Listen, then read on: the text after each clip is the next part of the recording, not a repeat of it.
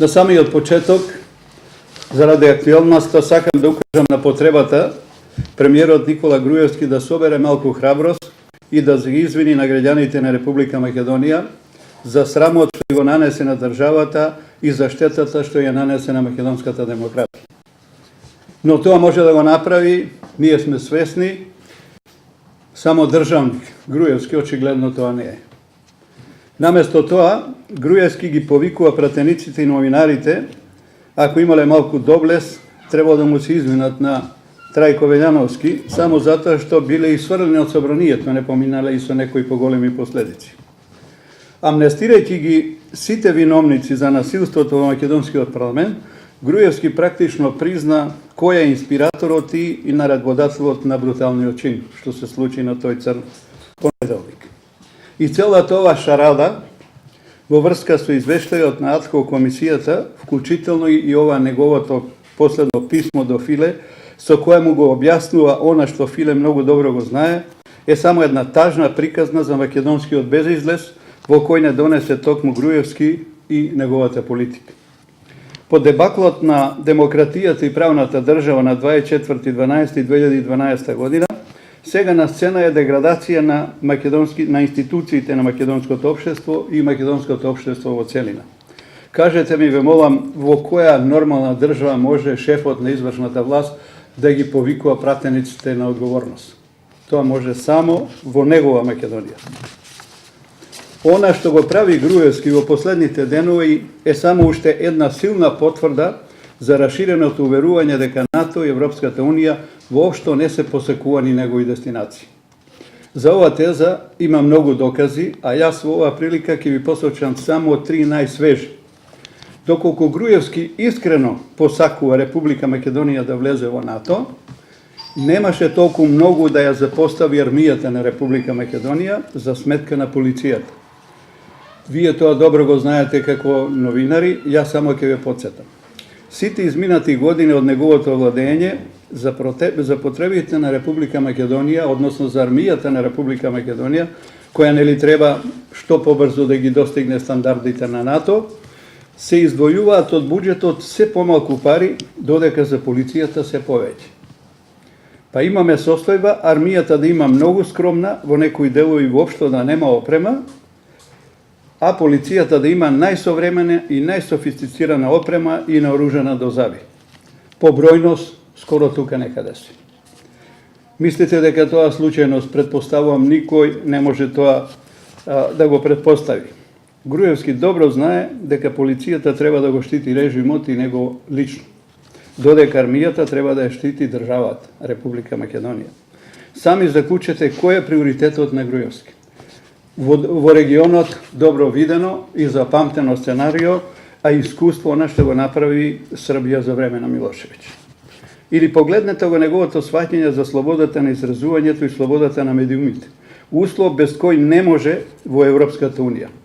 Во писмото до Никола Груевски, представничката на ОПСЕ Мијатовиќ за слободата на медиумите укажува на потребата од правна рамка со која ќе се обезбеди новинарите да не можат да бидат затварани поради нивното пишување, како во случајот со Кежаровски.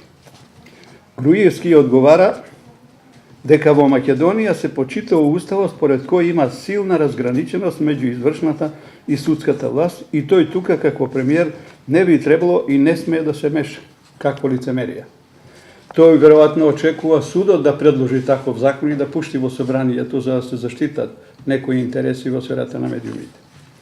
Во уставот нели има добра разграниченост и меѓу законодавната и судската власт, па неговите министри за финансии и за полиција нас пратениците ни сврлија како партали од македонското собрание. Или погледнете го предлогот текстот на меморандумот, кој произлегува од истата кујна. Документот носи наслов Меморандум помеѓу политичките партии во Република Македонија за исполнување на стратешката цел за членство на Република Македонија во ЕУ. Никаде во документот не може да најдете на кој начин ќе се обезбеди единство, компромис во Република Македонија да се реши клучниот проблем за нашето евроатлантско интегрирање, спорот со Грција. Никаде не стои, или Груевски смета дека тој повеќе не постои, а постојано повторуваше дека Македонија ги исполнува сите услови, само проблемот е до Грција. Овдека не се ни спомнува. Барем да се назначи дека е некој проблем за нашите евроатлантски интегрирање, дека за тоа треба да правиме како политички партии некој договор и компромис. И конечно, дали некој во Македонија верува дека проблемот е во документите. И да не се разбереме погрешно. Ние во НСДП ќе го подпишеме меморандум. Нема никаква дилема и покрај неговата доста голема, покрај големите недостатоци и неговиот краток домет, заради, како што вели Груевски, државните интереси. Иако сме убедени дека проблемот не е до документите. Јас само ќе ве потсетам дека во 2008 година Собранието на Република Македонија донесе резолуција со слична содржина, во која го обрза премиерот и владата на Република Македонија и председателот на државата да направат стратегија за надминување на спорот со Грција. До денес ниту председателот, ниту премиерот, ниту некој министер од владата на Република Македонија не направил, ама баш ништо. Барем да ја спомнаа во овој документ дека постои, значи работа не е до документите. Работата, проблемот е кај нас во политиката. И конечно, и сите политички партии да го подпиша овој меморандум, проблемот останува, бидејќи од Брисел јасно и недвосмислено порачуваат. Важен е постигнатиот договор, цитирам, но најважно од се е да се разјасни што се случи на 24 декември, како се случи и кој ќе понесе одговорност. А познато е, Груевски правни квалификации не признава. А да се подпише документ кој нема да ги обврзува подписниците и сето тоа да се прикажува како државнички чин, голема мудрост и грижа за државата, едноставно мислам дека е обид за големо подценување на домашната и меѓународната јавност.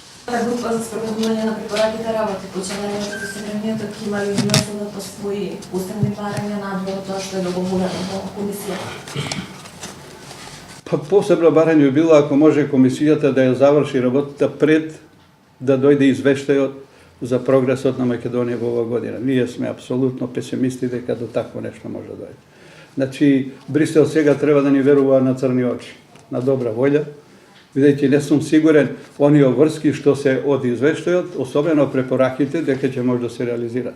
15, односно 13 октомври, колку имаме месеци нешто, во собранието ако влезат во процедура барем измените на деловникот, законот за собрание, ако можеме некоја активност да прикажеме. Значи, нашата заложба ќе биде да таа комисија работи, што би се рекло со зголемен интензитет, ако сакаме да покажеме некоја активност во Брисел. Иначе ова што беше до сега работа е чиста компрометација целосна на институциите, а би рекол во Република Македонија комплетно. Рековте ќе го подпишете меморандумот, но имате ли вие формулирано забелешки кои што ќе ги доставите на текстот? Во која насока? Да, еве, ние формулиравме две забелешки. Едната забелешка оди во насока да се почитува делот од резолуцијата од 2008 година, кој што говори за потребата од изготвување на стратегија за надминување на клучните проблеми, за кој ќе застанат сите политички партии, односно парламентарни партии, и да има една врска за одговорност на партнерите кои што учествува во договарањето околу овој документ.